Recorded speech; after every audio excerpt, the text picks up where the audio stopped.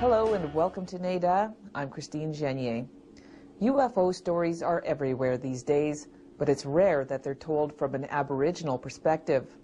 In December of 1996, approximately 31 people claimed to have witnessed a giant UFO along a 340-kilometer stretch of highway in the Yukon.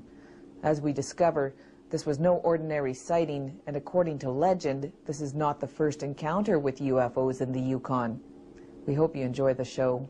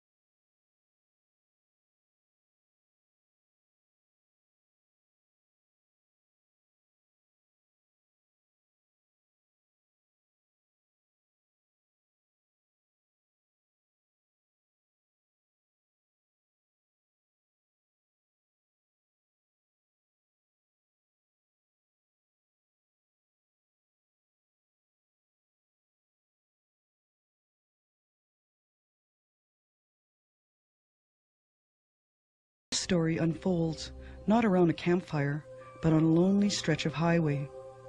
This is the North Klondike Highway.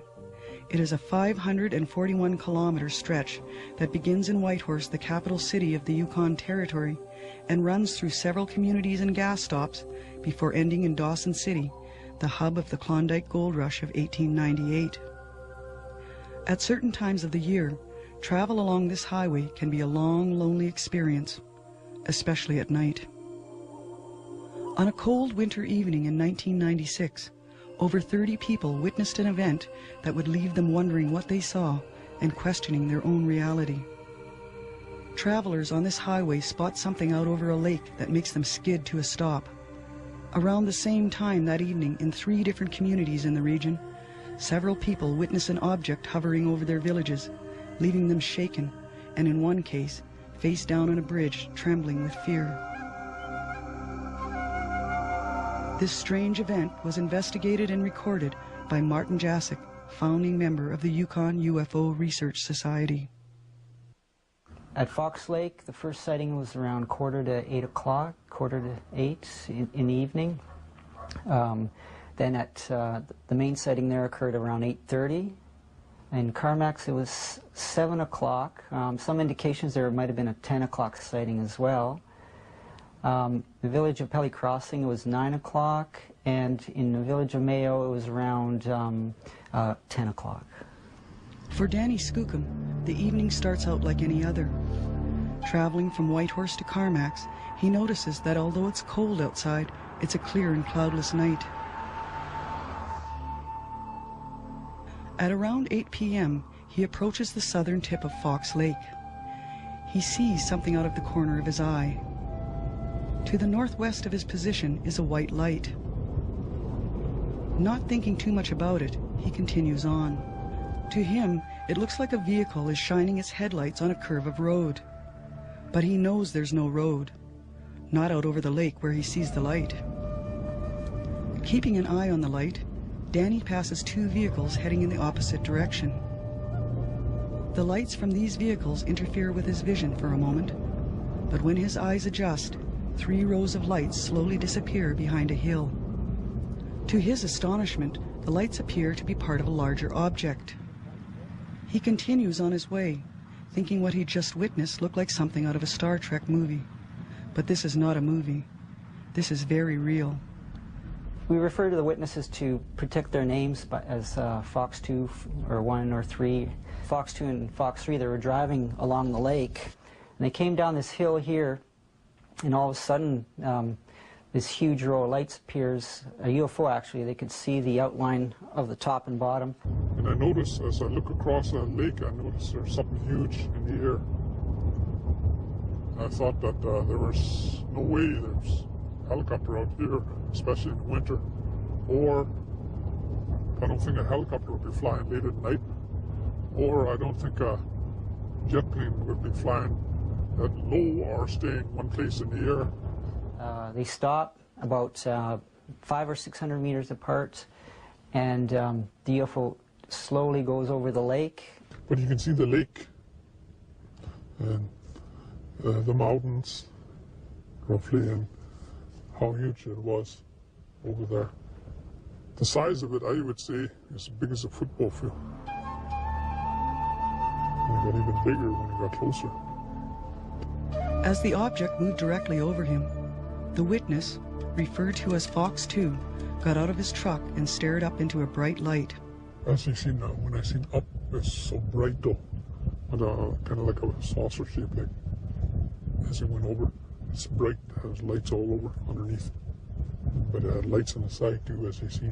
You can see, clearly see little windows, like almost like on the side. You see under it, kind of like a plate, almost like a long plate or whatever underneath, like when it went over. The witness tries to use a two-way radio in his truck, but when he turns it on, all he can raise is static. What is that? I was wondering. It couldn't fit. And the radio went all buzz, wouldn't work. Couldn't get through on that. At the same time, his cousin scrambles for a disposable camera. By the time he finds it, the object has disappeared.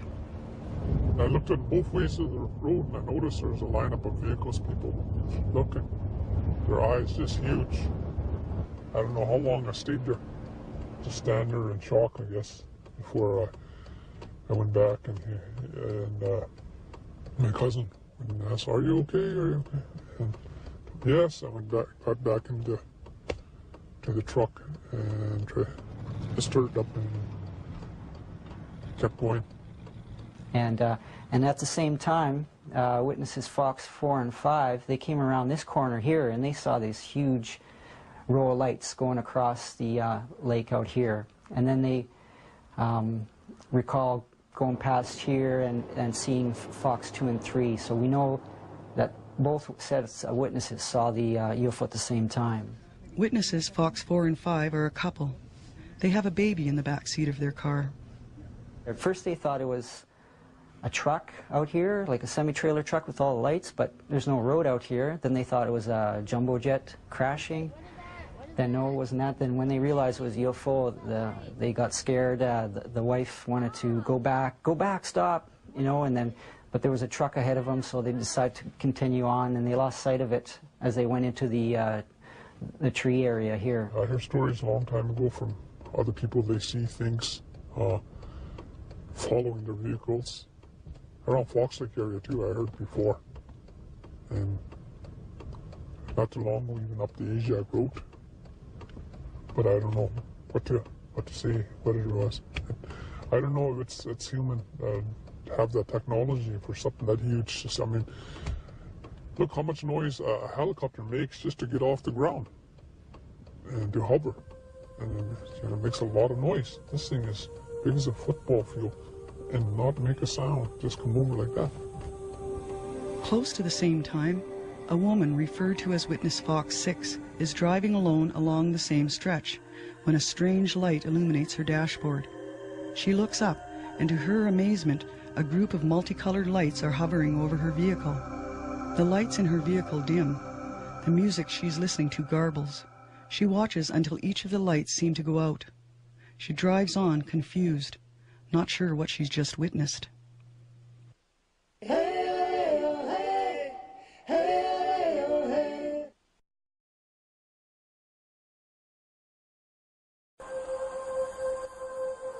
In Yukon, the Braeburn Lodge is situated about halfway between Whitehorse and Carmacks. It's a popular stop for travelers between the two centers, a place where tourists and truckers can satisfy an appetite and swap stories with Steve Watson, the owner-operator of the lodge. He's heard a lot of stories during his time there, but on the evening of December 11th, 1996, he heard of an event that seemed so incredible it would leave him scanning the evening skies around his property for months afterwards. I was sitting at the table. It was getting later at night, and there's usually people coming back from Whitehorse, and this fella came in, Danny Skookum from Carmacks.